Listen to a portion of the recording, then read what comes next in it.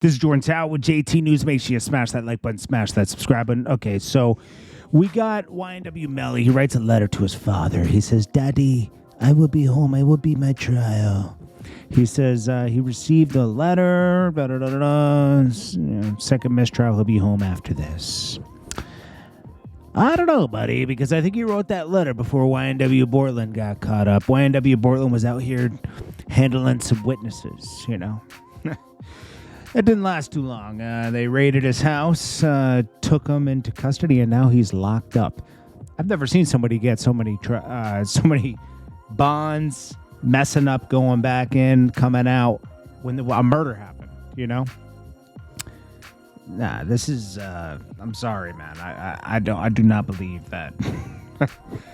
I do not, something bad happened here. Okay, that's all I could say, because you are innocent until proven guilty, but this is pretty bad.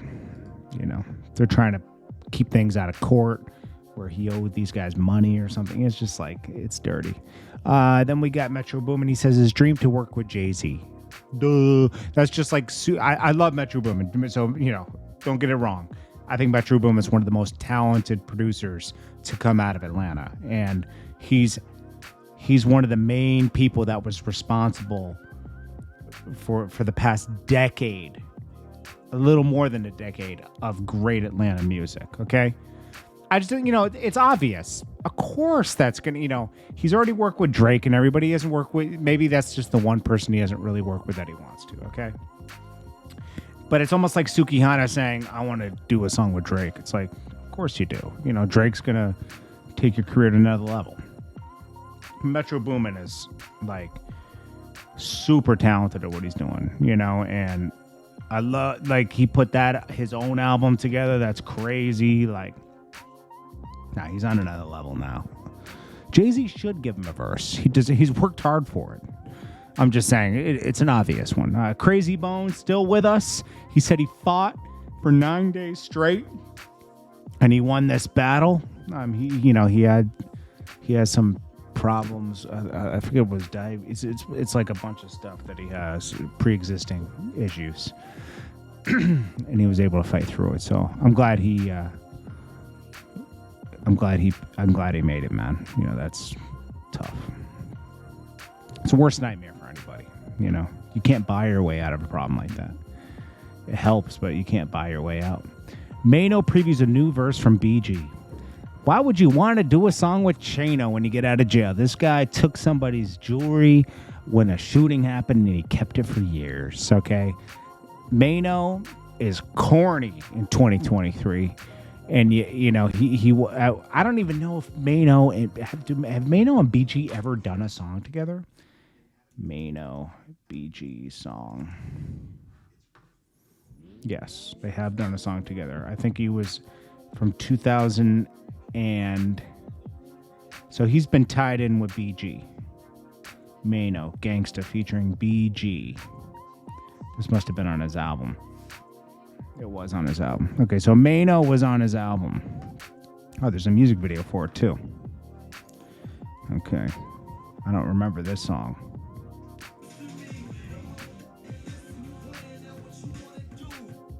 I'm gonna tell you, that Maino album was so bad. There was maybe a song or two on there. That Maino album was horrible. I used to like Maino, man. He became something, I don't know, man. He's like a loving hip hop guy.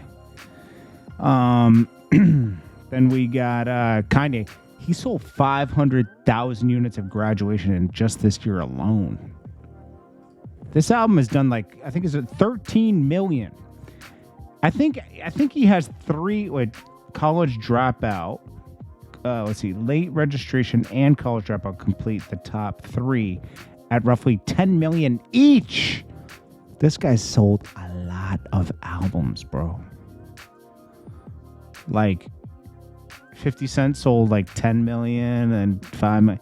50 Cent had a big run, but it's underestimated how much Kanye, people forget how many records. Kanye West, Dark Twisted Fantasy sales. It sold 500,000 the first week. How many has it sold total? See, that didn't even do as well. Like the beginning years of Kanye, the first 5 years of Kanye, he was selling crazy units, bro. He still sells a lot of units, just not. He was going diamond like every time. I wonder why he doesn't sell as many. Like, I wonder why he didn't sell as many in 2010, 11, you know, with the Dark Twisted Fantasy. Because it was a really good album. It was a really good album. Taylor Swift has sold 14 million copies.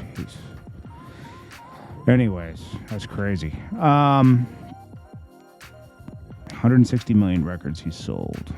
Okay, Meek Mill and Rick Ross dropped Shaq and Kobe. It's only done like a couple million views in 5 days. And people should really go check it out because it's a reintroduction. And like Meek Mill's 2021 album was trash. Okay, let's be honest. Okay, let's just be honest on that. Meek Mill coming out of jail was a different Meek Mill. Meek Mill before jail, like that little jail stint he did in 2017, was in his pocket. It was in pocket. That the only thing that kind of he did need Drake on one album that he did, that album with Nicki on it and everything. That Drake thing really helped him. But I like this Meek Mill. But Meek Mill was doing this thing with Ross. Now Ross is a good friend because him and Ross had issues. I don't care what they say. They had issues a few years ago. They got through that. I think Meek Mill's starting to realize that, like, it's cool to have friends like, you know, Michael Rubin and, you know, those billionaire guys that own teams and stuff. But they're not putting him up on game like Rick Ross is.